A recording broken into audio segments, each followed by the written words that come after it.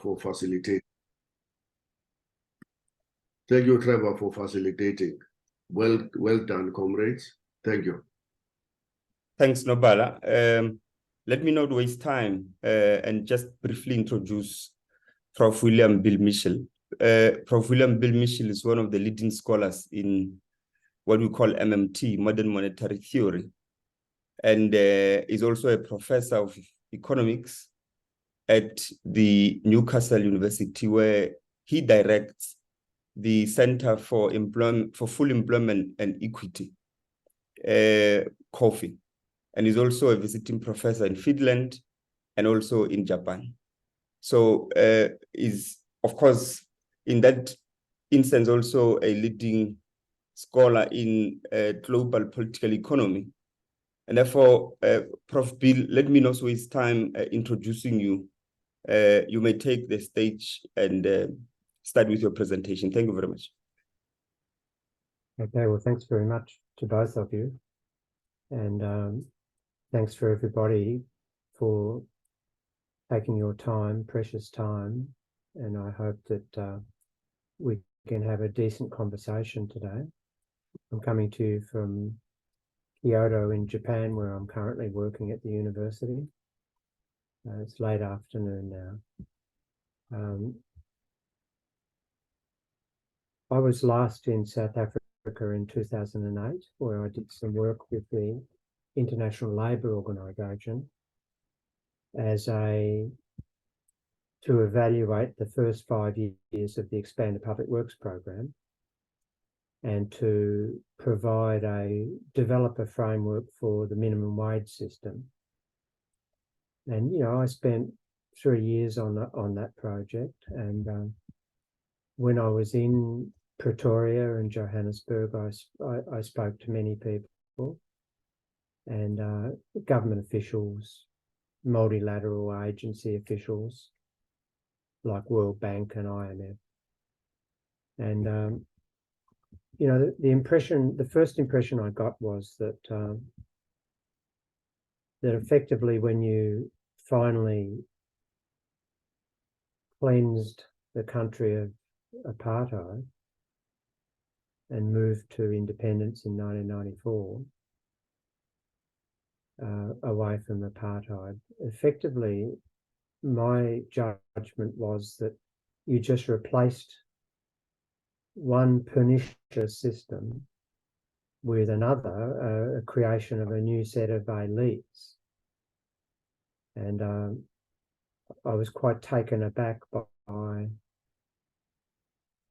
the government officials that I dealt with, who were almost part of a new elite. They had big cars, they had big watches and big iPhones, and they talked like anybody within the Washington consensus. They talked like IMF officials. And you people deal with that type of thing in your job every day, dealing with these sort of officials, and they have a certain language and a certain defensiveness and a certain framing. And, you know, I was told, and I went out to the townships and saw abject poverty, no infrastructure. The person that was escorting me, I asked him one day, why are all these people walking out in the roads where there was no houses? And he said, oh, they've got to walk to their job. And, well, you know the problem, no public transport, no infrastructure in the areas where the majority of people live. And I was told at meetings with public officials, Department of Public Works and Treasury, that, oh, this, you don't understand. So one of the ways in which these elites deal with people like me, who come in and invited to help through my research, is to say you don't understand because you don't live here. The problems are complex and manifest, and you can't just come and think about easy solutions. And I remember one meeting I said to the officials, well, look, the problems are poverty, lack of jobs, lack of housing, to just name three, and they all go together. And the solution to lack of jobs is not complex at all. It's extremely easy. The government just needs to create more jobs. And if those jobs are targeted at building infrastructure and housing resources, then you start to solve the second problem. And because you start creating sustainable income, people can manage their own risk, and so that you start solving poverty problem. You know, you only have to go back into the 1960s in America with the war on poverty and effort by the then the American federal government. Poverty rates dropped dramatically in that country. Now they're going to say, people will then say to me, "Oh, well, South Africa is this country." We're talking.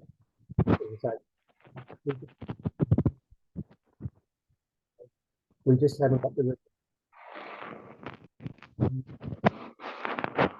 Prof, we are struggling to hear you. Hello? We are struggling to hear you. Okay, I'll turn up my volume. I'll just see. Hang on. How's that? Yeah, now that's fine. Okay. We've got it up maximum. So. And so when I asked them, well, why wouldn't you use your fiscal capacity to create more jobs? They told me, oh, we don't have the resources. And I said to them, well, what do you mean you haven't got the resources? You've got 12 million people that are unemployed. That's however many resources, labour resources. You've got one of the wealthiest countries for natural resources, timber and other mining resources, etc. You've got massive amounts of land that can be used. How can you tell me you haven't got enough resources? And that experience in 2008 told me that the shift from apartheid to whatever you call yourself now was failing very badly. And when I look at the data now, I see that nothing much has improved in 15 years. Nothing much has improved. Inequality's got worse. Unemployment has got worse. I'll just share my screen for a minute, and I'll just show you a couple of. If you can see that, can someone just raise their hand, please? Yeah, we can see, Prof. Okay, thank you. I just want to run you through 3 slides, or 4 slides actually. So this is the unemployment rate, and yeah, you know this data as well as I, but the important point is that there's been no recovery since the global financial crisis. No recovery at all.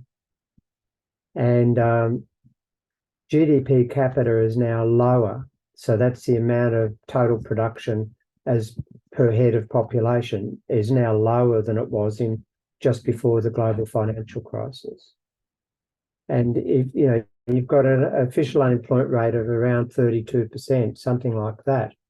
But if you add in the people that are not counted in the labour force, they're outside the labour force and they're willing to work, then the unemployment rate goes between 55 and 60% easily.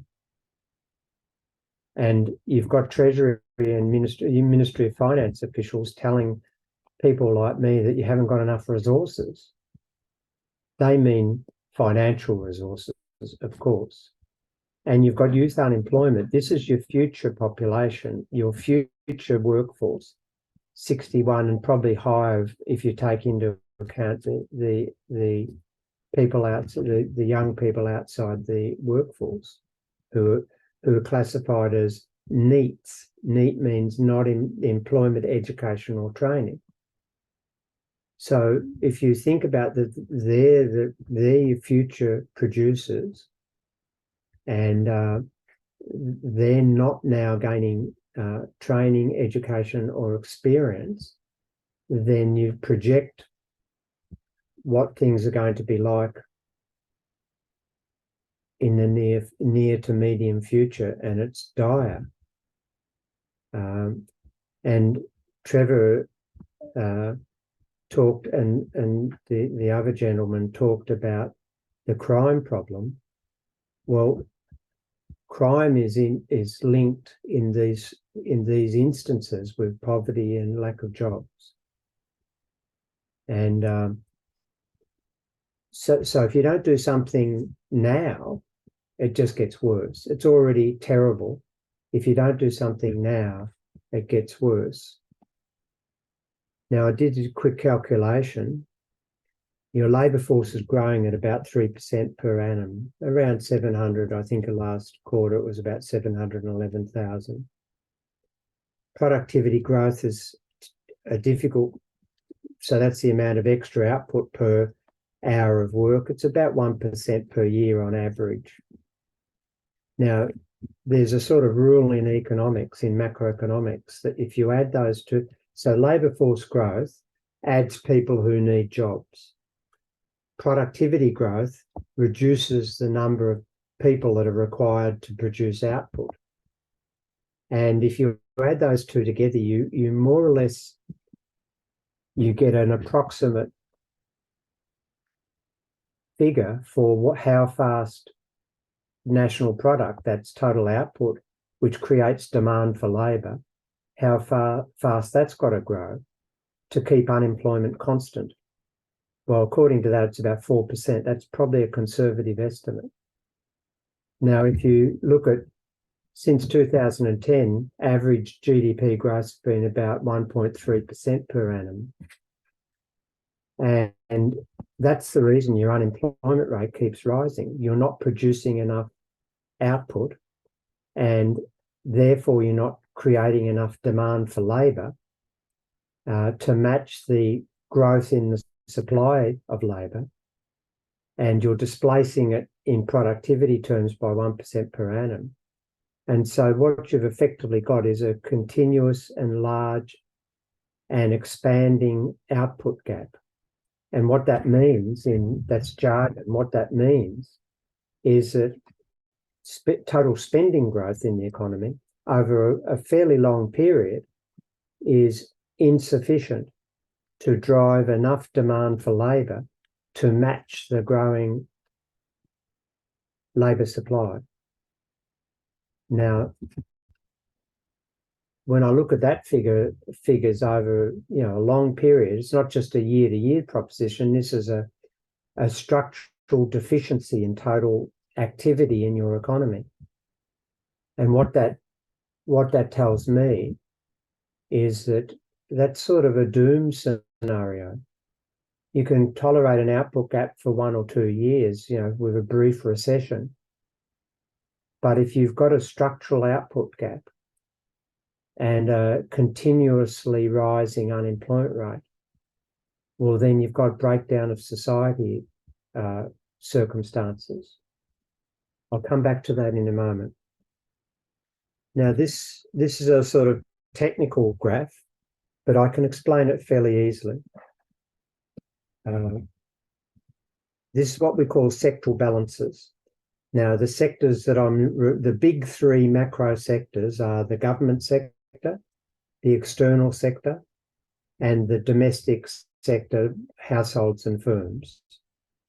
And the external sector and the domestic sector sum to the non-government sector, if you like.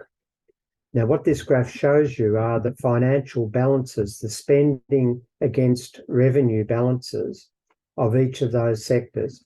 So the blue line here, and I'll trace it out for those who have trouble with colour, this line here is the fiscal balance. So when it's above the zero line, the government is in surplus. It's receiving more tax revenue than it's earning. And when it's below the zero line, it's in deficit. That means it's spending more than it's receiving back in tax revenue. Now, this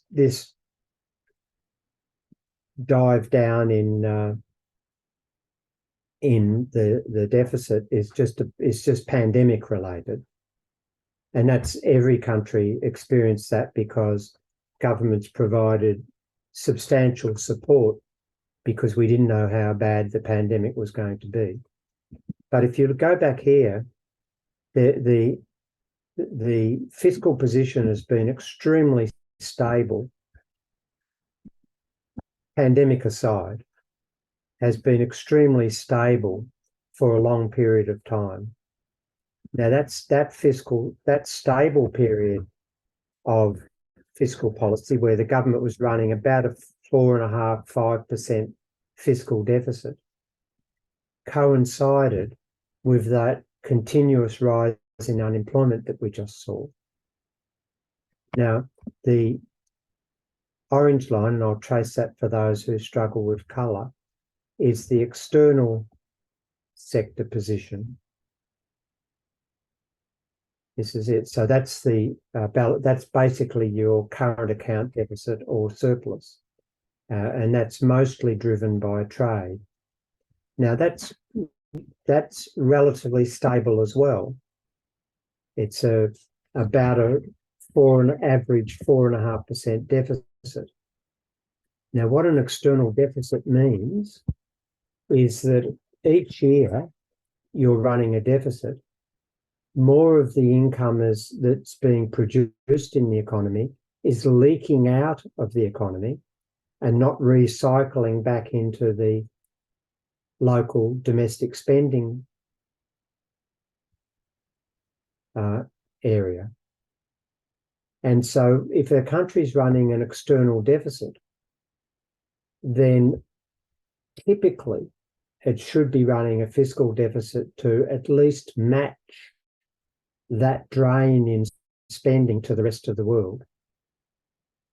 Now, the grey line, and I'm tracing that now, is the private domestic balance. And this is the sum of the households and business firms, their spending against their income, effectively. And what you can see is that fluctuates between a deficit and a surplus. So here in 2004, 2007, the private domestic sector was spending more than they were earning. They were accumulating debt. And then in this period after about after about 2015, the private domestic sector were in surplus. That means that they were accumulating savings, not spending. Now, if the private sector is in domestic sector is in surplus and the external sector is in deficit, there's a big drain, a spending drain going on there that has to be met by and matched by a fiscal deficit, or else you get rising unemployment. And that's what's been happening. Now, I want to show you this graph. All I'm going to do is take out this external line and look what you see. A mirror image, effectively, because the external sector was, I'll go back, the external sector is relatively stable. It's a relatively stable deficit. So if I take that out and you look at the fluctuations in the government balance, the fiscal balance, and the private domestic balance, then you see it's effectively a mirror image. And you can see that when the government sector in 2005 to 2007 recorded a fiscal surplus, that means that they were taking more out of the economy than they were in taxes, and they were putting back in spending. Look what happened to private domestic balance. It was driven into deficit, meaning that we call this surplus was a fiscal squeeze on the economy, because the government was taking less out than it was putting in, and the only way that the private domestic sector, households and firms, could maintain their spending was to run down their savings and then start accumulating debt.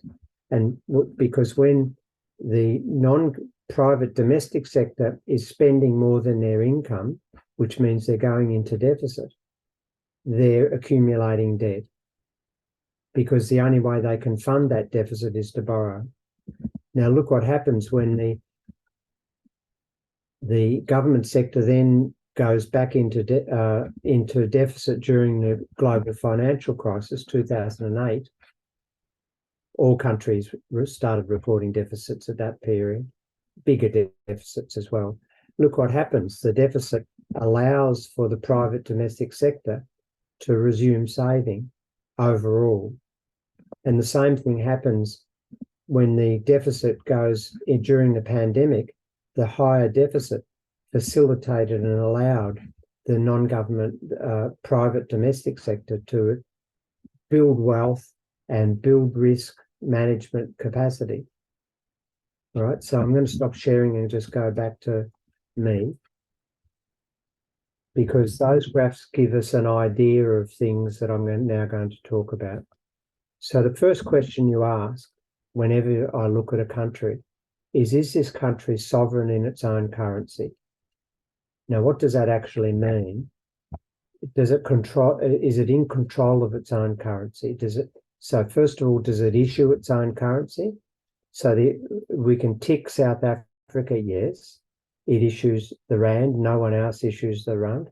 And unlike, say, Germany, that has to use the euro, which is it doesn't issue. South Africa is like Australia, like Britain, like America. It issues its own currency. There's the second question: does the central bank set the interest rate in South Africa? The Reserve Bank of South Africa clearly sets the interest rate, just like the Reserve Bank of Australia or the Federal Reserve in the US. The third question is, does the South African government borrow in its own currency only? Now, the answer to that question is no. South African government borrows also in foreign currencies. So straight away, a person like me says the South African government has compromised itself by borrowing in foreign currencies, because what that means, if a country, say like Australia, where I'm from, the Australian government only borrows in its own currency, the Australian dollar, which it issues as a sole issuer, which means that it can always meet any liabilities in its own currency because it issues the currency. And so you could never have a situation arising where, for example, the government wouldn't be able to meet its debt obligations no matter how large the debt is. Whereas if the country borrows in a foreign currency, then that portion of the debt is at risk, because you could get a situation, let's say the foreign currency is dollars, US dollars, which is quite a common arrangement among the poorer countries and countries that the IMF have got their dirty hands on. Well, in those countries, they could find how do they get, say, the US dollars to service the debt? Well, they have to get it through exports. And you could have a situation like occurred in Argentina in 2001. A lot of Argentinian government debt was in US dollars, not the Argentinian currency. And it relied on its mineral sector to generate, its export sector, to generate a lot of export income in US dollars, which allowed it to service its external debt. Now, there was a downturn in the mining sector in that particular period, which starved the Argentinian government of access to US dollars, and it had a debt crisis. Now, the way the Argentinian government handled that debt crisis, you may know, was to just default on all the US dollar debt. And that's another story. But the point I'm making is that once a government that issues its own currency starts also borrowing in foreign currency, then it compromises its monetary sovereignty. So we'll talk about what that means in a moment. Now, if a country, let me say at the outset, South Africa does not need to borrow in foreign currency.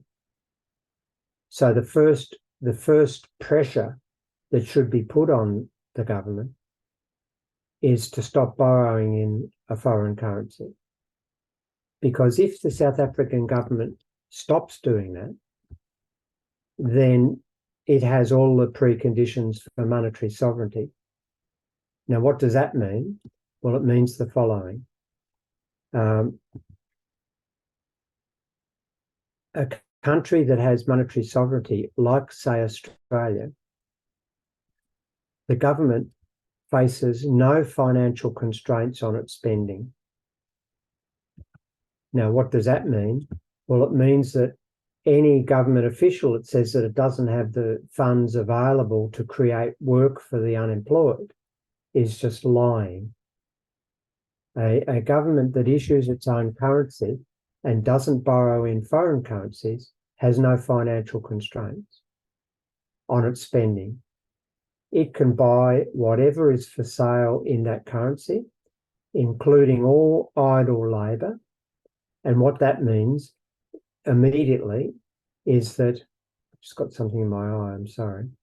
What that means immediately is that if you have mass unemployment in a country that is in that situation, well, then that unemployment is a political choice. And the questions that the politician should answer are, why are you not using your financial capacity to make sure everybody has a job? Because they'll say, as they told me in 2008, oh, we don't have the funds. Well, of course they would have the funds. They've just made a political choice not to spend those funds creating employment to reduce poverty and disadvantage. And so once you establish that a country has monetary sovereignty, then the question immediately shifts away from all of those questions about how we're going to pay for it, we don't have money, what's it going to cost? All of those questions really don't become non sequiturs. And the relevant questions are, what available resources do you have? And how can you use the currency capacity of the government to bring those resources into productive use and to better the fortunes for the people who might be those resources or who own them, and to increase the fortune of the country? That's how an identification of whether the country is sovereign or not in its own currency changes the total political focus. The questions you ask are different, and the answers you will be prepared to receive are different. Because once you establish that a country is monetarily sovereign, a politician just can't get up and say we don't have the money anymore, because everybody would know that they do have the money. It's just that they're choosing not to spend it. Now, what about taxation? Well, think about two scenarios. The first thing I'd say is that for a country that's monetarily sovereign, they don't need taxes to spend. The narrative from mainstream economists and your Ministry of Finance, the Treasury officials and the IMF is that, oh, you've got to raise taxes in order to spend. Well, the answer is no, you don't. Because take this little simple example. Let's say that I decide today that I've got the resources, the military resources, to take over South Africa. So I march in from your northern border, from Zimbabwe, with my army and take over the place. And then I say to everybody, I make an announcement on TV that from now on, everybody has to pay the taxes in my currency that I've now got. Let's say I decide that you've all got to pay in Bill Mitchell dollars. Now, what are you going to say? So you've got to, and if you don't pay, my army's going to round you up and lock you up in prison. Now, you think about what your problem is now. The problem is, the first question you're going to ask is, well, where am I going to get these Bill Mitchell dollars from? Because I've got rands in my pocket. This character's just marched in with his army. Where am I going to get his dollars from? I use rand. But now rand is not, I can't use that any longer because his new government has said that all tax liabilities have to be relinquished with Bill Mitchell dollars. Well, you've got a major problem. And what you're going to say to the new government is, well, how can I get your Bill Mitchell dollars? And I'm going to turn around and say, I can easily solve that problem. I'm going to start paying all my workers in Bill Mitchell dollars. And so if you follow the drift, it's a simple example, but it makes the point that once I hire people and start procuring services and goods from the private sector, which you're in, and I'm starting to pay people in Bill Mitchell dollars, not rand, well, then you can start paying that tax liability, can't you? And once you pay that tax liability, you save yourself from prison. And we've now got a new monetary system operating. We've now replaced rand with Bill Mitchell dollars. But the principle that I want you to understand is that the causation went from Bill Mitchell being the government imposing a tax liability on the nation, specifying the currency in which the tax liability could and only could be relinquished, and then spending that currency into existence to provide the financial resources so that you could then meet that tax liability. Causality went from tax liability, government spending, payment of taxes. So once you understand that, then the taxes didn't fund the spending. The spending provided the funding for you to pay the taxes. Now, then you'll ask me briefly, well, what the hell do taxes do in this type of modern monetary system? We'll take two scenarios. And this is a scenario that your country has no experience with. A scenario where all the productive resources, labour and capital, are in use, full employment, full capacity. And the government decides that it wants to, let's say, introduce a climate change initiative, and it needs to spend money and develop green initiatives to solve the carbon problem. Well, the big problem the government has in that scenario is that, yes, it can get the resources, all the resources are tied up in other uses. Remember, that's our assumption. Well, the problem the government has is, sure enough, it can attract more workers into the public sector, but it can only do so in that scenario by competing for their services because they're already employed, and competing for trucks and machinery in the private sector, which are already being used. And if it does that, it starts competing at market prices. Well, then the result will be inflationary pressures. So what does the government then do in that situation? It doesn't want to create inflation, but it wants to run more public programs to address climate change. So what it has to do, and think about this carefully, what it has to do is deprive the existing users of resources with the wherewithal to use those resources. What does that mean? It means it's got to reduce the purchasing power of people who are currently spending and using productive resources. Well, how does the government go about doing that? Well, it could just legislate that you can't do that anymore. But the way in which modern monetary systems do that is through taxation. Now, what does taxation do? It reduces our purchasing power. So if we've got lower taxes, we can typically spend more and command more resources, goods and services.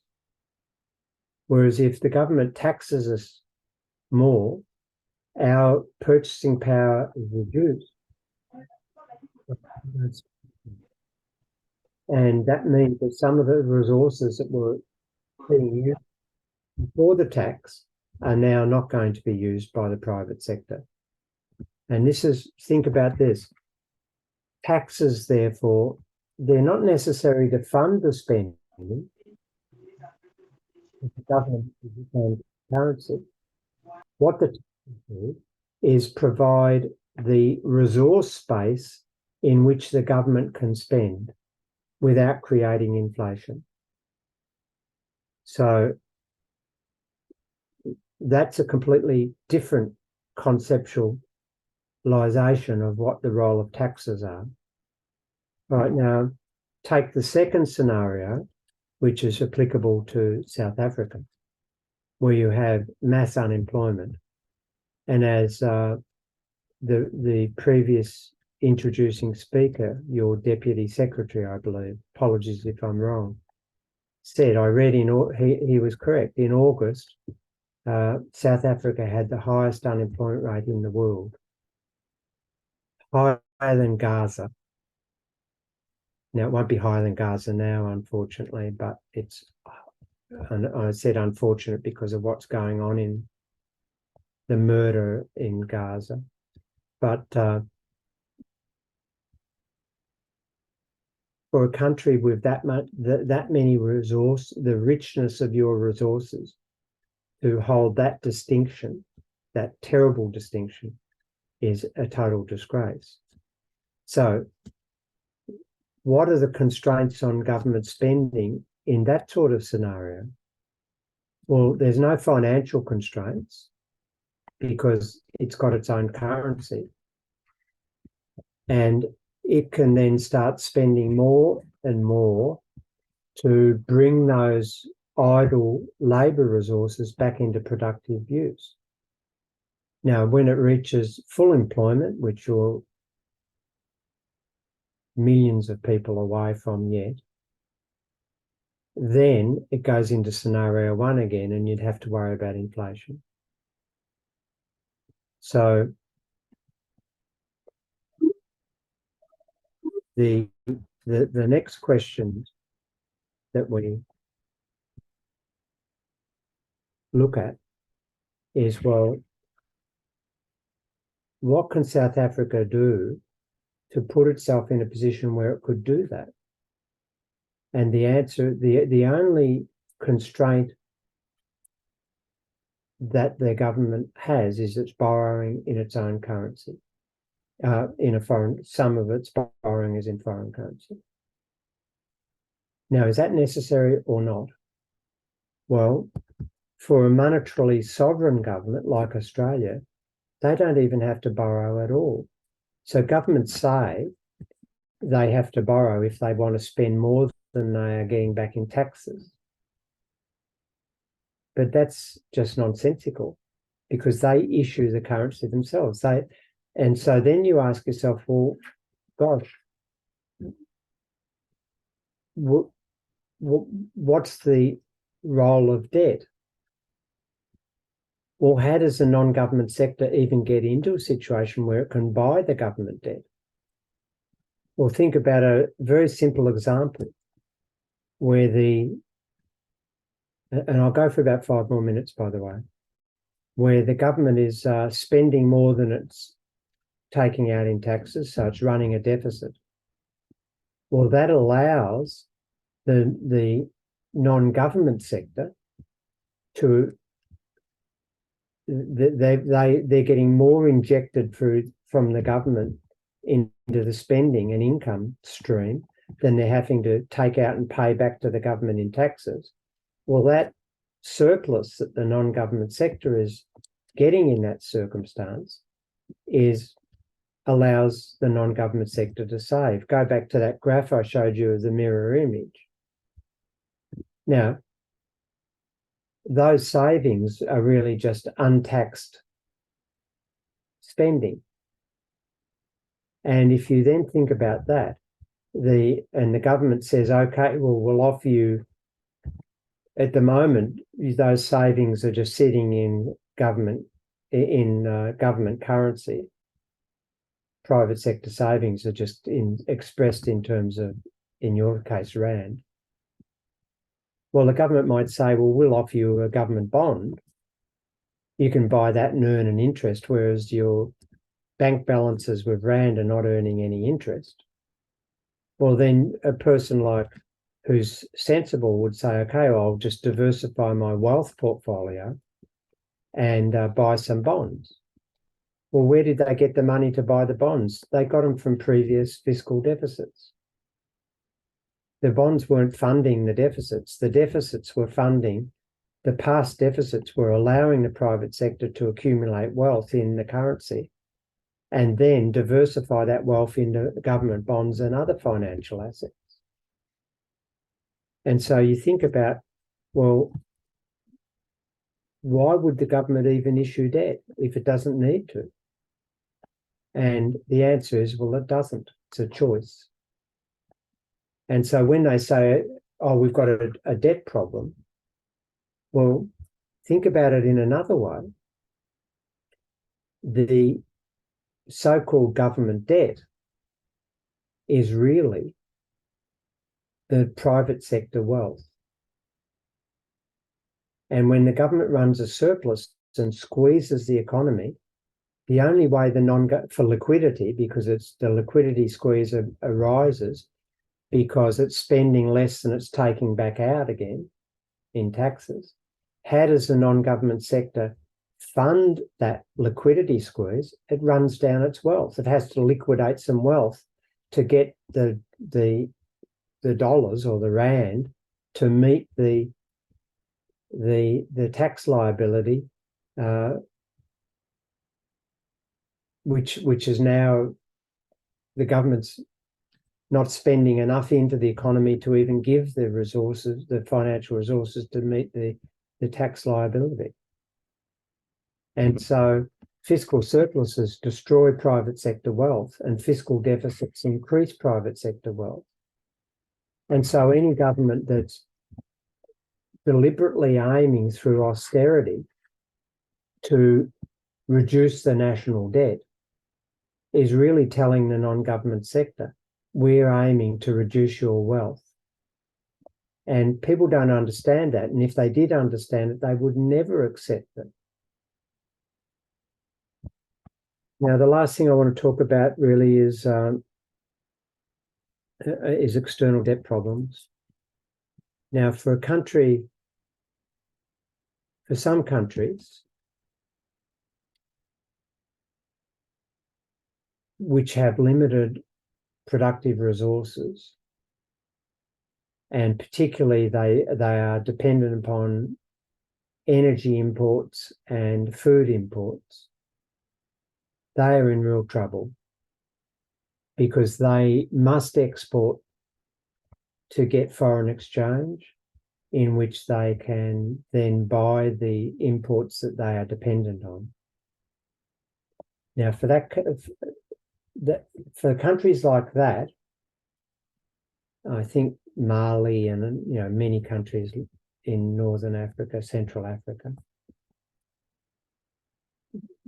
their governments, if they issue their own currency, can still ensure that everybody who's willing to accept that currency in return for employment can have a job, but they're still going to have problems with on their external account, their trade situation. Now, I've written about this extensively, and my argument is that is the true role of a multilateral agency like the IMF, but I'd scrap the IMF and create a new agency that ensured that a country that was dependent upon food and energy imports always was able to fund those imports. And to me, that's a role of all the wealthy nations to allow the poorer nations to have sufficient foreign exchange to buy those imports. Now, South Africa isn't in that situation. You do have to import some intermediate goods and some other goods, some capital goods, but you also have a relatively strong export sector. And so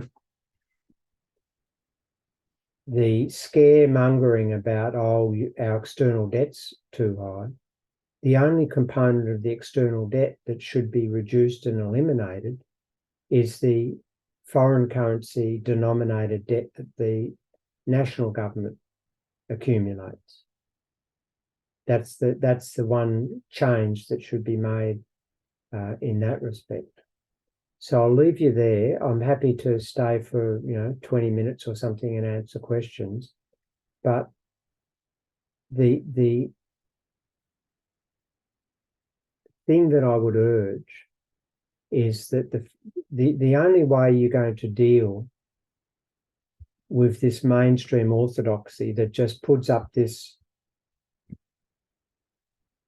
wall of denial about what the opportunities and capacities of the South African government as an issuer of its own currency and as a nation that sets its own interest rate.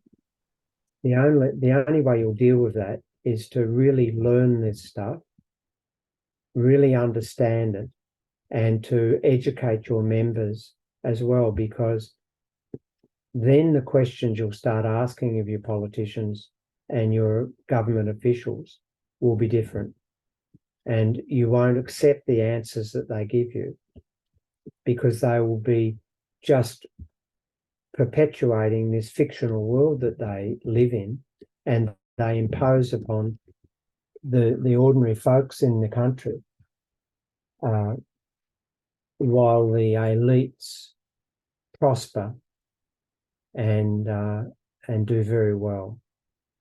And if you want an example from a wealthy country, think about what Janet Yellen said. She's the Treasury Secretary in the United States, so that effectively your Minister of Finance.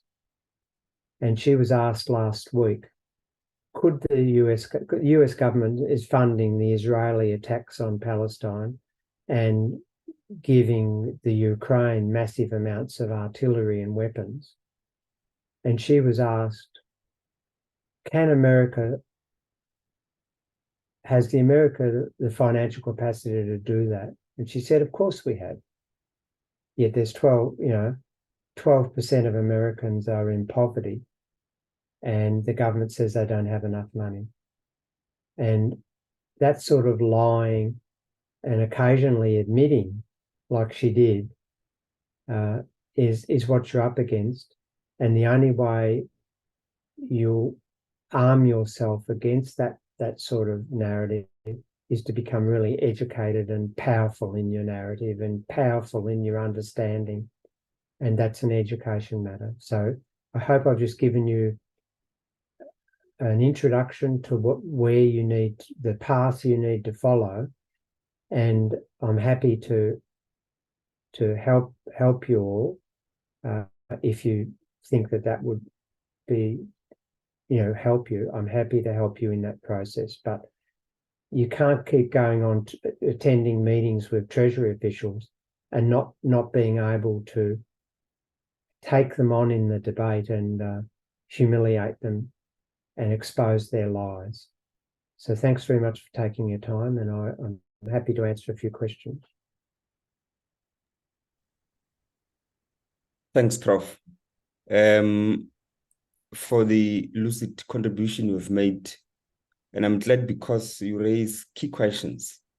And the unfortunate part is that even in the left, we have accepted the neoliberal explanations of how public finance and monetary system works. We have missed key developments in history like the Nixonian moment, and as a result, continue to accept the neoliberal explanations.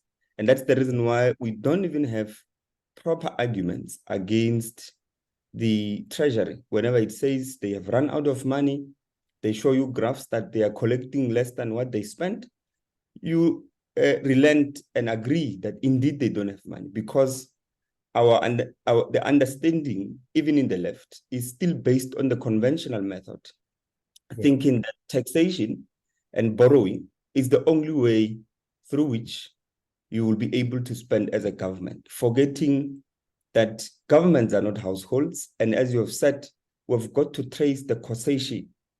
Who spends first in order for people to accumulate the currency so that they can pay tax liabilities? Government has to spend first. So that causation is very, very important in understanding that government's ability to spend is not necessarily based on taxation. And thanks for that. And before I take few hands, I just wanted to also add few things to what you've said. The first one is that South Africa, as you've said, has two resources, which shows that we can spend money into creation without causing inflation. We have, as you said, about 11 million unemployed people, and we have on the other side 22.5% of the underutilized manufacturing capacity. If you were to spend to power that and even to expand production, it will not be inflationary. So we do have a space for expenditure on the part of the fiscus. And the second thing I wanted to add is that even the external debt is not too big because it is now, of course, it's threatening because we do not issue the US dollar, we don't issue the euro, and our our loan liabilities are denominated, of foreign debt are denominated in these two, and I think even in the pounds, but they amount to, in total, 90 billion US dollars. So the total external debt is 162 billion US dollar, but a portion of it that is denominated in foreign currency is only 90 billion. And South Africa, the one denominated in the South African currency is 72 billion, which means that all other forms of debt are to be not considered because we can never default on them, as you have explained. The only debt which we should take as serious is the external debt. And we should, of course, lobby and begin to fight that government stop borrowing in foreign currency. And the last point that I wanted to just illustrate is on the causation. The analogy you gave of who spends first, is it tax or is it government? And you gave the example of if you were to march to Pretoria from Zimbabwe, take power, and you impose a tax liability in Bill Mitchell dollar. And in order for people to be able to pay such particular tax, they will have to accumulate the dollar. But how will they get it? Because they don't have the central bank to print that. So you will provide it. In fact, there's a historical inference to that, because when the British colonialism began, we did not have a currency. We were a group of communities who did not have central banks, did not operate on coins, and were mainly based on subsistence. So to show that government does not, the government spends first and it does not rely on taxation, for us to be able to have the pounds first, and in the 1960s when they changed to the rand, for us to be able to have the rand in our pockets, government had to spend because we did not have that. And they started, they levied three tax liabilities in the 1800s. They levied the poll tax, the head tax, and the livestock tax to provision people. So they were forcing people, because they lacked labor, they were provisioning and forcing people to come and work, because in order to pay for that livestock tax, you have to earn the currency, and only government through its institution and even its private sector can only be able to do that. So I was just trying to give the historical facts to illustrate that what you are saying is actually correct. Let me take the hands and I'll read few of the questions that are in the chat. Can comrades limit their contributions so that we are able to release you on time? I know you are rushing to the second meeting. So can comrades who are, I'm going to take only one round. Can comrades raise their hands now and keep their questions short and contributions short? I see Comrade Sani, I see Comrade Newton. Is there any other? Okay, let me give to Comrade Sani and then I'll come to Comrade Newton. Thanks, Comrade Trevor. Am I audible? You are leadership. Okay, thank you very much for the invitation to attend, and to the professor for a very, very clear presentation, very interesting. So I have a question. I'm Sunny Morgan. I'm one of the global founders of a movement called Debt for Climate, and our call is for the cancellation of all debt owed by the Global South to the World Bank and to the IMF for colonialism, for slavery, and for causing the climate crisis. So my question to the professor is, what is the role of debt cancellation? If the most indebted nations in Africa, as an example, got together and defaulted, first of course, through negotiation with the World Bank and the IMF, but we know these institutions will not come to the party with that conversation. So if we defaulted, voluntary and collectively defaulted, what impact would that have on our situation? And that is sovereign debt, this almost 5 trillion that South Africa owes, or even if we declare odious debt of the utility of over 400 billion, what would that effect have? Thank you for giving me the opportunity to ask a question. Thank you very much, Comrade Sani. Comrade Newton? No, thanks, Comrade Trevor. Yeah, I just want to make a few contributions. The first one is that I want to take it where you left it off. I mean, taxes do not fund the government do not fund the state. And you have mobilized historical evidence to demonstrate that indeed, that's how, in fact, African societies were monetized by colonialists. They would levy a tax and say you can only extinguish this tax liability by a currency that only us can issue. So in other words, the line of causality, as Prof Mitchell has pointed out, begins with state expenditure before taxes. The tax liabilities can be extinguished. What it therefore means is that taxes are actually the means through which states appropriate the labor of society. You levy a tax so that people can work to access the money to extinguish that particular tax liability. That's how the thing should be understood, as a means to appropriate the labor of society. But secondly, the understanding, as you quite correctly pointed out, Comrade Trevor, that the understanding even in the left, even by the most hardened Marxists, by the way, is that of the neoliberal. It's thoroughgoing neoliberal. And the neoliberals begin from this premise, that there's a fixed amount of money in society that both the state and the private sector must compete for.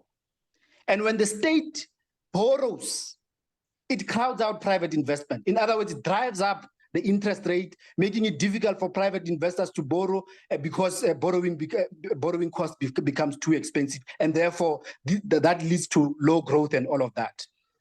But of course, as Prof Bill has pointed out, the way the thing is constructed does not work like that. The state spends first. Secondly, it is the central bank that sets interest rate. It is not the competition between the private sector and the state for fixed amount of funds that determines the interest rate.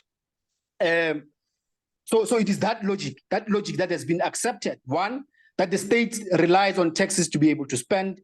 Two, it must borrow to be able to spend, and only they accept it somewhat that the state can create money into existence. But they accept those two premises. But as Prof Mitchell has demonstrated, the state does not rely on taxes. But thirdly is the question of borrowing. I'm not sure even the word borrowing when referring to borrowing in the currency of issue. In other words, if South Africa borrows in rands, can you really call it borrowing? I don't think it's borrowing, because the state can't borrow its own money. It creates that money into existence, and therefore it can't borrow what is effectively its own creation. So what is actually happening here is that the aspect of it, which I had hoped Prof Mitchell would have touched on it, the aspect of a guaranteed universal income grant for the rich, in that the issuance of bonds offers those with money a risk-free asset to be able to hedge and hedge in more riskier assets once they go into the financial. So in other words, government bonds enable those with money to have an asset that they know full well that will not default. So it is not borrowing. It is the state offering those with money a risk-free asset to be able to put their money in safety, so to speak. And that is why even by law, the PIC and other institutions are compelled to have a certain number of government bonds in their portfolios. But by law, because government bonds are risk-free, and therefore you are safe when you have them in your portfolio, precisely because the state will never default on its own currency. And this was demonstrated, because I think it was in 2004, the Australian government ran budget surpluses. And according to the logic of the neoliberals, it must stop borrowing because now it is in surplus. But the first people to complain was the Sydney Securities Exchange. It pointed out that once the state no longer issues bonds, it will deprive us of a risk-free asset to be able to hedge our bets when we go to more riskier assets. So we can't accept that. So this thing must be demystified, as Prof says. Thanks. Thanks, Comrade Newton. And Prof, I will give you a chance to make a few contributions. And let me read something that is very important, because it is also misunderstood. They think that state expenditure is just printing. I want you to explain that so that the comrades can understand and have an understanding that it is not the central bank running a printing press, as they put it. But secondly, also the language has to change, as Comrade Newton has said, adding to what he is challenging in the categorization of what they call that. Because they call that, but also they use a certain language to achieve certain ends. And that language is to say there are bailouts. So whenever a state-owned enterprise has problems and government has to come and help it with funds, they say it's a bailout. And that language, in our view, is also problematic, because unlike when they say, whenever you are assisting your Lehman Brothers and all of that, they will call it investment. They will call it investment. But when government is spending on its state enterprises, it is not called investment, it's called bailout, so that they create an impression that it's a burden on the fiscals. So I want you to deal with that. And then the last question I saw, which is very important, which I think you also need to clarify, is the misleading understanding that they think this form of spending will merely lead to inflation.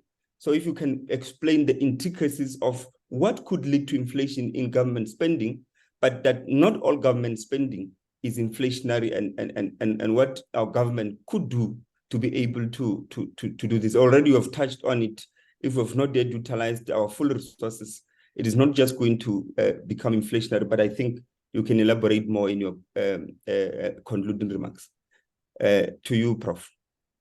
Thank you. The question of debt jubilees. Look, that's a really tricky question. I think that in some cases, writing off debt is the only way a country is going to make any step forward. And particularly countries that are dependent on energy and food imports, who've been pushed from structural adjustment programs from the IMF to destroy their subsistence agriculture and turn it into a cash crop export sector, and then flooded the export markets with food, which has driven prices down, which then means they default on their debt. I think in those cases that those countries have got no hope of escaping the vicious cycle unless the wealthy countries just forget about the debt. Now, is South Africa in that position? I don't think so. And in general, and I think this is a vexed question, but let me just say this, that in general, we should expect to treat others in the way we want them to treat us. And what I mean by that in this context is that you can't assume that everybody that has loaned the South African government money is a rapacious, corrupt hedge fund. And so the South African government on your behalf entered into contractual relationships. And in general, I want people to honour contractual relationships that they enter with me, and I'll honour my relationships, my obligations. So that's why I'm tormented by the question of debt jubilees, because they just say everybody is going to lose out who's lent, and the borrowers have no moral obligations to honour contracts. And I think that that's a tricky question, and the answer is I don't know. But certainly I think the morality is very firmly in case of very poor countries, particularly those that import food and energy. The rich countries just should forget the debt and try to get them to start again. Now, the other point I'd make, and this touches on what Trevor said about the external debt. The external debt in foreign currency that South African government holds, it shouldn't hold any, but the amount that it holds, given the export strength of the country, isn't problematic anyway. And so you can relatively easily pay that off and not issue any more. And after some years, you'll have paid it off. You'll have honoured your obligations, and end of story. I don't think it's a good look for South Africa, that wants to be a modern, sophisticated nation, to default on its debt. Now, I say that also by noting that in 2001, I did support the Argentinian government defaulting on all its US dollar debt. It was the only way it was going to get out of that problem. And in a way, what we observed, the dynamics post-default were very interesting because, and I was involved in this situation directly as an economist. The first world funding agencies from America and Europe threatened the new South African government in 2002 with never being able to access capital markets, international capital markets again, which is the threat that the bullies always give. And what did we observe? Well, the new new Argentinian government after the default prioritised stimulating domestic demand and employment. And after a few quarters, growth was returning, and they started to get foreign capital in foreign direct investment from countries that typically hadn't done that in the past. Like at that point, Venezuela wasn't in crisis, and they were getting money from other non-traditional international lenders. And then by about 2005, the first world investors started to come back. And I remember there was a press conference with the Minister of Finance around that time. And he was observing the exchange rate had started to appreciate because the growth was strong. They were getting strong foreign direct investment from the first world investors that the government had defaulted on 4 years earlier. And he was asked, how did he explain that? And he said, briefly, one word, greed. And what he was referring to was that the international foreign investors, they're not ideologues like the IMF. They just chase profit. And if they can arbitrage a country that's growing and producing growth opportunities, then they'll invest. So that's why I don't have much time for people who worry a lot about external debt. And the other example I'd give you was Iceland during the global financial crisis. Its financial system collapsed. And to save the economy, the government introduced capital controls. And what those controls did was stop any of the currency.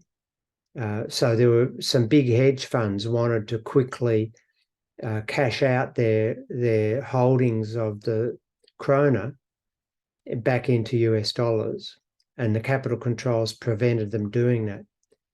Well, those hedge funds, too, some very big, powerful financial investors, went to international courts, went to American courts to try to force the little Icelandic government to allow them to convert their assets out of the local currency. And they've failed. And what you learned and if they had been able to do that, it would have destroyed the currency. But because the government stopped them doing that, the currency recovered from the financial crash. Now, what you learned from that is that the sovereignty and the legislative capacity of the country triumphs every time the power of the international financial markets. Now, the left typically doesn't think that. They think the international financial markets are all powerful. Well, they're not. And there's one last thing I'd say in that respect, that there's a principle in international law called lex monetae. Now, what lex monetae means is that a sovereign government, at any time it chooses, can redenominate its liabilities in any currency it chooses, as long as those liabilities were legally constituted within the sovereign borders of that country. Now, what does that mean? That means that the South African government, anytime it chose, could say to the euro investors, the American dollar investors, that from now on, all the debt we owe you in euros and US dollars, we're paying back in rand. That's it. And international law allows a country to do that. So if you ever got into trouble with your external debt, instead of defaulting on it, you could just redenominate it. Now, that's very important because, and the world knows this, because if you think back to 2015, when the second big bailout of Greece was going on with the IMF and the European Central Bank and the European Commission, and that bailout package, which was a disaster for the country, included restructuring of their debt, the government debt obligations. And what the IMF insisted was that the new debt that was issued would not be legally defined within the Greek legal system, but was issued within the British legal system. And why that was important was because they knew that then the Greek government couldn't legally in international law redenominate it in a new Greek currency should they decide to default and leave the Eurozone. Okay, so I'll leave that discussion there. Look, my view on government debt is it is corporate welfare. It's unnecessary, and it just provides, as the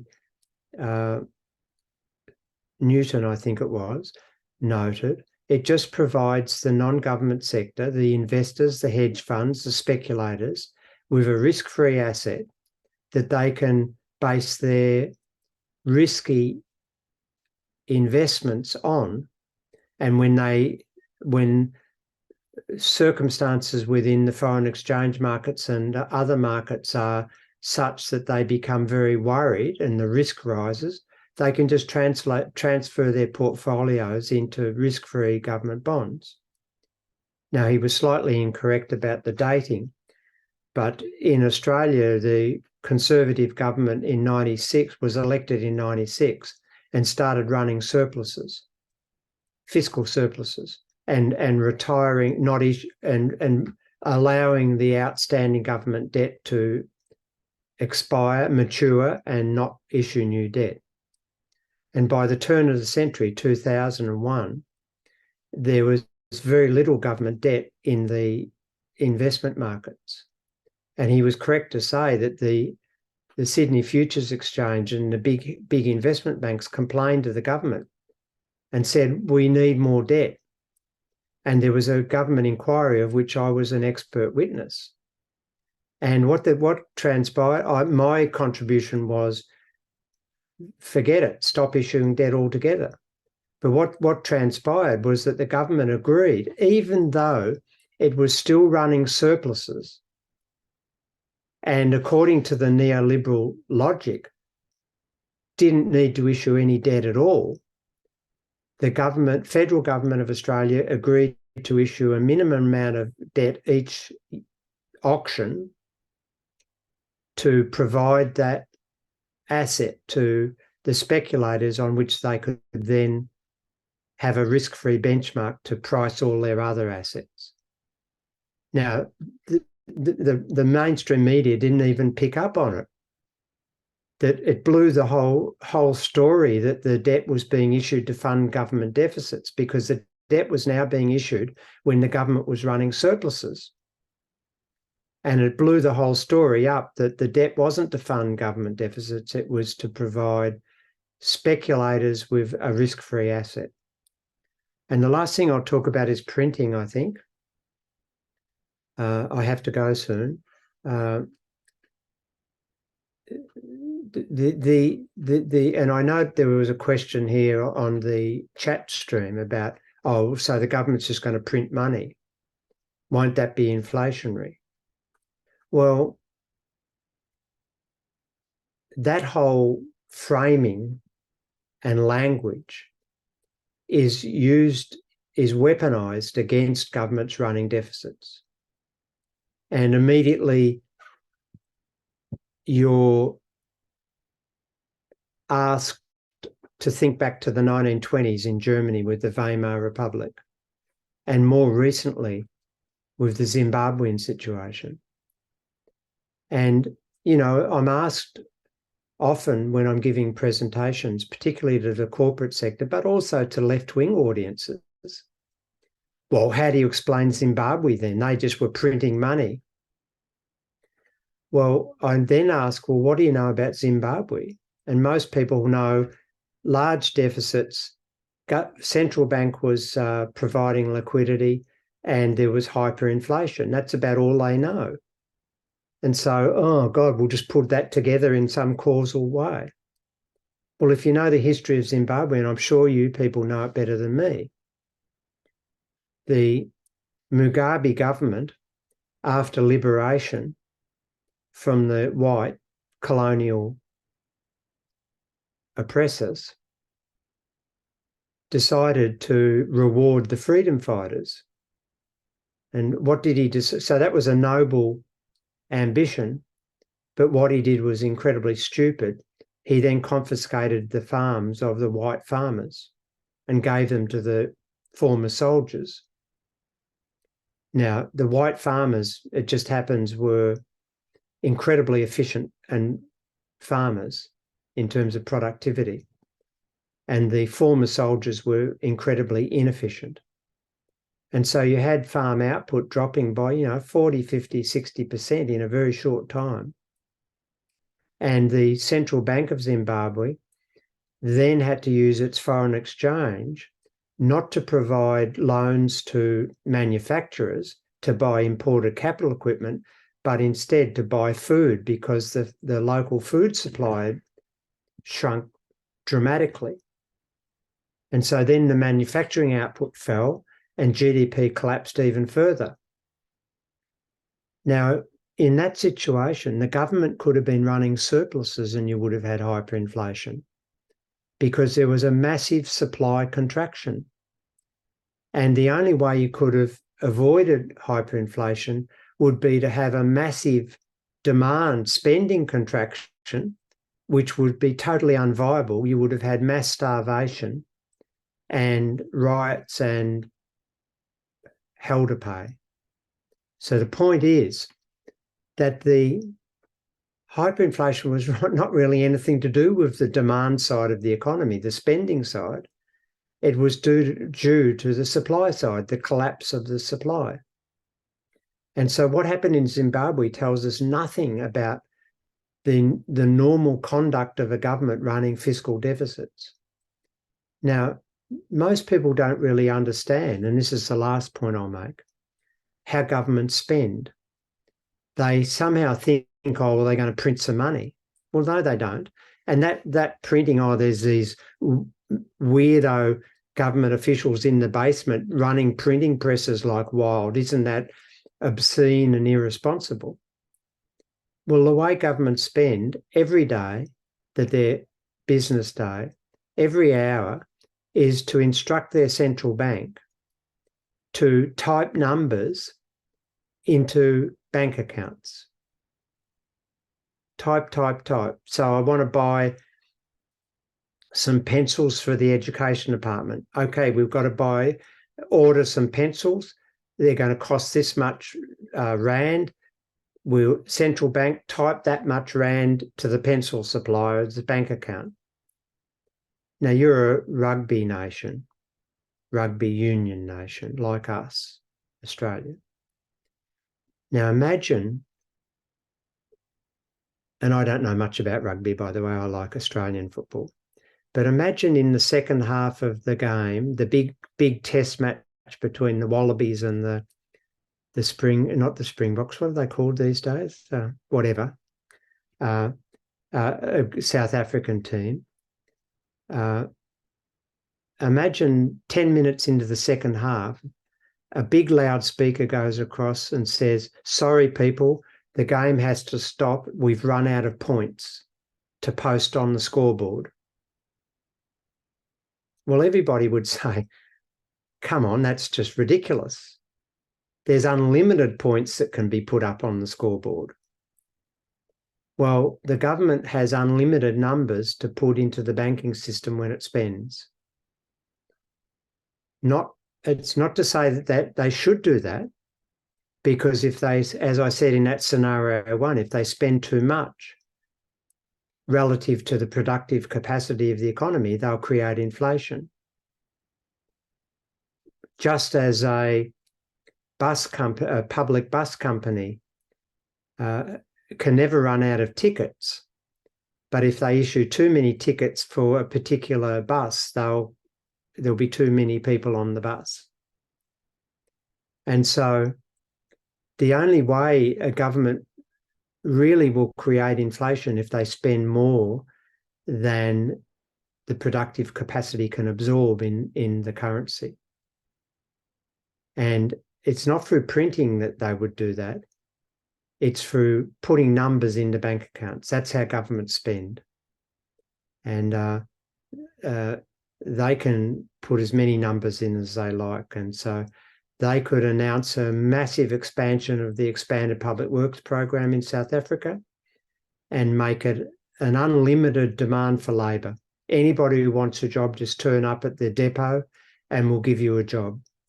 And there'd be absolutely zero problem of the government paying those wages. They would type numbers into bank accounts, or if the person didn't have a bank account, they'd give them some tokens, some currency. Okay, so I hope that answers the questions. And I have to go now. Sorry. I can answer one more quick question. Thanks, Prof. Let me just take Comrade John and then ask the question and then you answer. Thank you. Yeah, maybe just to say that, I'm not really in agreement with your presentation, Professor. Just maybe quick one, just to summarize quickly my inputs. Money is not something that you create out of the air. It is something that reflects value that is created in production. In fact, money must have a material basis, and therefore government money must have a material basis. And taxes come from the surplus value, the value that is created in production. So if government spends money which is not really reflected in a material base, then you will have a problem. The other issue also that I think, just to quickly summarize, is that this question of printing money is not going to lead to inflation, because there is excess capacity, both in terms of labor and in terms of overall manufacturing and production capacity. Is based on the assumption that if government do spend, that capital will actually increase its employment of labor, will increase or utilize the excess capacity to produce goods and services. But that does not take into account, for example, in South Africa, that it is a very highly monopolized economy. So monopolies, in fact, in all sectors, are in control of inputs, output, the use of labor, prices, production, employment, etc.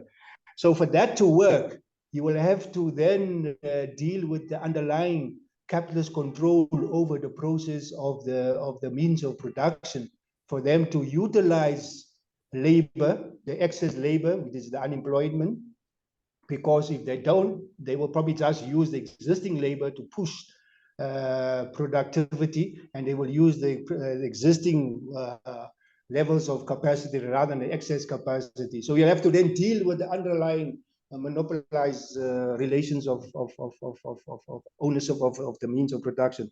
those are just my my two quick sort of comments and questions. Yeah, because you've got the time constraint, let's leave it at that. Okay, thanks very much. The answer, first of all, you agree. The first point you made was actually in agreement with me, not in disagreement, because the point I emphasised, and go back to scenario one, if the government tries to spend more than the productive capacity can respond to in actual use of resources, then there will be inflation. There will be a diminishing of value of the currency. So that's exactly what I said, and that's exactly the point you made. And if the government starts to spend wildly and tries to increase nominal spending at a rate faster than the supply side of the economy can absorb, you'll get inflation. That's the point you made. It's the point I made. The second point relates to power relations in the economy. And look, the question about whether we want to have capitalist ownership of material means of production or not is a separate question, I think. It's not an unimportant question, it's a crucial question. And the way forward in terms of dealing with climate and the rest of it is, and the degrowth scenario is going to require those questions to be answered, and I don't think we can continue to support a capitalist system. But that's a separate point to the one I'll make now. The expanded public works program in South Africa is a public works program. And the South African government could hire more teachers, more social workers, more gardeners, more. They could create a ministry of building houses. They could hire people in public transport. When I did the study for the International Labour Organization in South Africa, there were millions of jobs that we identified could be done within the public sector that didn't require any intervention from monopoly capital, private-owned capital.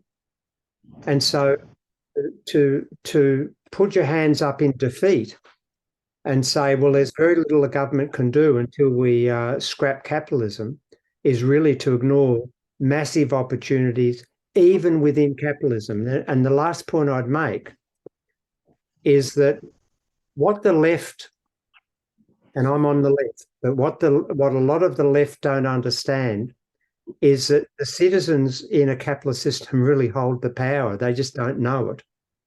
Because for the capitalists to remain capitalists, they have to realise that surplus value in profit. And the only way they can realise surplus value in profit is if they sell goods and services to us and we buy them. So ultimately, if we don't buy things off them and we don't have the wherewithal to buy things, then some capitalists are going to go down. And one of the things I've always advocated for trade union movements is to advocate targeted boycotts and strikes of spending on certain companies that don't treat their workers properly, because they've got to sell stuff to us. And I'll leave it there. Thanks very much for your question, though. And Trevor, I will go. Thanks, Prof. Thanks for honoring our invitation. We are very grateful for gracing us with that knowledge. We are pushing against the contours of neoliberal understanding that has permeated even the left thinking insofar as finance is concerned. No, thank you very much. No worries. Take care, and take care, everybody. Thank you. Comrades, thanks for honoring our invitation. I'm not sure if the General Secretary is here or if any member of the NOBs is here to close the meeting. In the absence, I will check with any member of the NEC if no NOB is in the meeting to close the meeting for us. Maybe Comrade Danny, so I see Comrade Bay. Comrade Trevor. Yes, I think we need to have another discussion on this question of the approach to how we understand the nature of the problems that we are confronted with. I know what the professor, especially you and Comrade Newton, have put forward is the modern monetary theory approach to the question of the challenges that we are facing. So I think we need to, have I don't know how, I think we need to have some form of discussion and debate on those questions. Yeah, let me just put agree. it. Yeah. No, I agree, Kaida. What we'll have to do is to begin to oil debates around these questions, which we have not been having, especially on this question. We are very much prepared to have that, I think. Comrade Zbey has a hand, and I see Comrade Zweli is still here, I see now. So after Comrade Zbey, Comrade GS, you can close for us.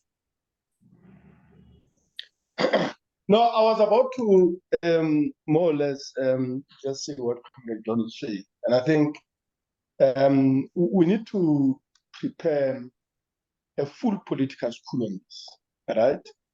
That could be open beyond just comrades in SAFTU. And I think we also need to, canvass it amongst our shop stewards. The idea that we need money for the hotel and other things for the political schools is not true. I think we could even just get some free facilities that are there on the movement. And, whether we even have to organize some biscuits or something like that, just for communities to eat cheaply, that we can also look into, but I don't think that should also hold us back, because I do think we need full discussions with this. And I think, for us, the starting point has got to be that's capital, right? The Marxist theory of money. And we could be able to take each other through that and see how far we go. But I do think that that discussion cannot be exhausted by any means. I'm not saying that what comrades are saying. I'm just saying most of the comrades here, my sense that we're simply talking over their heads. And I think we need to get back to the basics. What is money, right? And as an expression of social relations, how does it really function and so on? And what becomes the role of the state in relation to money, how it uses it, in terms of regulation and allocation, of a surplus value, which is a labor of the workers ultimately. So I think that's going to be a very important discussion, but I think we can take it beyond this. Other than that, I think well done. This is a very important discussion. I think it was meant to provoke us into thinking about this issue, which I agree we neglect, and I think for the most part, we just accept what is out there. And I think it was an important discussion, and I think that we are even contemplating that there's a need for more. Is a reflection on the success, because I think if you come out of a political discussion like this and you feel like the discussion is exhausted, that's not an achievement. If anything, I think is a failure. And this is a kind of discussion that must provoke us, they must whet our appetite to learn more, and I think that's what you're saying needs to happen. So for that, thank you very much, and I think well done. You're welcome, Comrade Zbey. Yes. Well, thank you very much, Comrade Zbey in particular. I was meant to say exactly what we have said together with Comrade John. We definitely do need more frequent webinars, discussions, and Ferron is saying exactly the same point. We have been on some holiday at the SAFTU head office, and there is a possibility, in fact, there is a big push that we have a few more before we end the year. For example, we want to have something at the end of next week or beginning of next week on the retirement funds and the two-pot system that has been debated. We will wish that our members, our unions, understand that discussion, and that's the first issue. We've also tentatively agreed to have a follow-up debate as SAFTU, inviting the Treasury, but also contesting their views. And I don't want to put updates that are tentative, but please watch the space for that discussion. But it's just a need, not just for a discussion with the Treasurer. There's a need for us to go deeper into our perspective, our ideological foundations, in terms of the whole questions of the economy and the capitalist system in particular, and how it relates to us, our reality, through the medium-term budget policy statements and all that goes with it, including the presentation of the February budget next year and how it is going to impact on us. But we can only fully understand all of that if we ground ourselves properly in our understanding of Marxism, of Das Kapital, of the capitalist system, and of its fiscal monetary policies, its trade policies, and as the realities that we must engage with, looking at the possibilities of opening up more frontiers of possible victories, mobilization of society in order to ensure that we raise the flag of our own members in all of these issues that we're debating. And so thank you, comrades, for joining, and put your ear on the ground. And we're going to be putting up posters very soon, hopefully by Monday, to advertise those 2 schools we're going to have. And we're going to look at the possibility of going deeper into the discussion today as a separate item for training and grounding for the activists and that have joined, and those that we wish could have joined the meeting today. It's been a wonderful morning of learning, of refreshing, and of interaction. Let's continue the tradition. Let's continue the tradition. Learn and learn more from history. That's what we learned from Amilcar Cabral. So let's learn more. And because if we don't learn more, we will stagnate. And when we stagnate, we will be paranoid and fear our own shadows. And when we fear our own shadows, we start destroying each other and destroying our organizations because we fear that we may be challenged ideologically, politically, when we're not certain about our own perspectives on any matter. So thank you. I see that there's still a hand from Comrade Sani.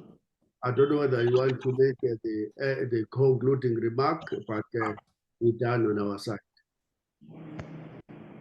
Thank you, Comrade.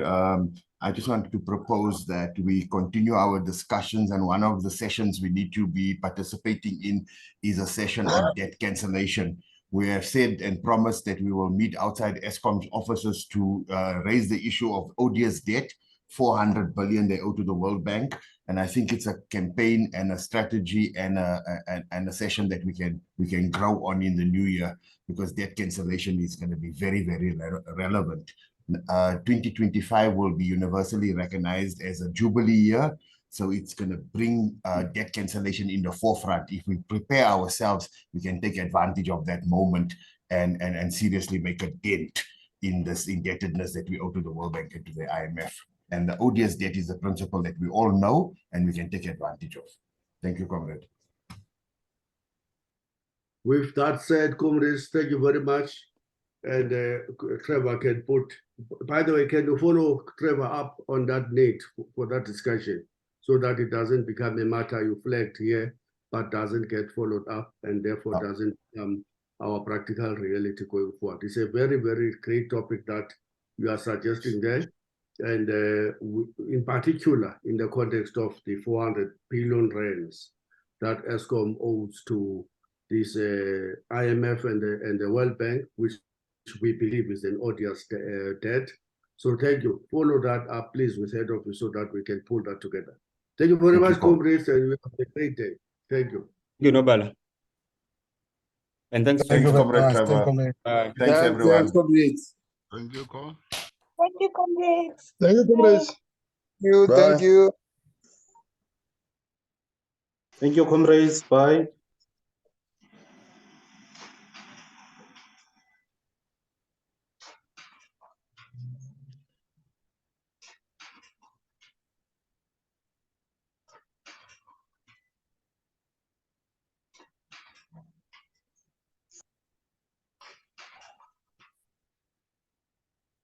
All of you.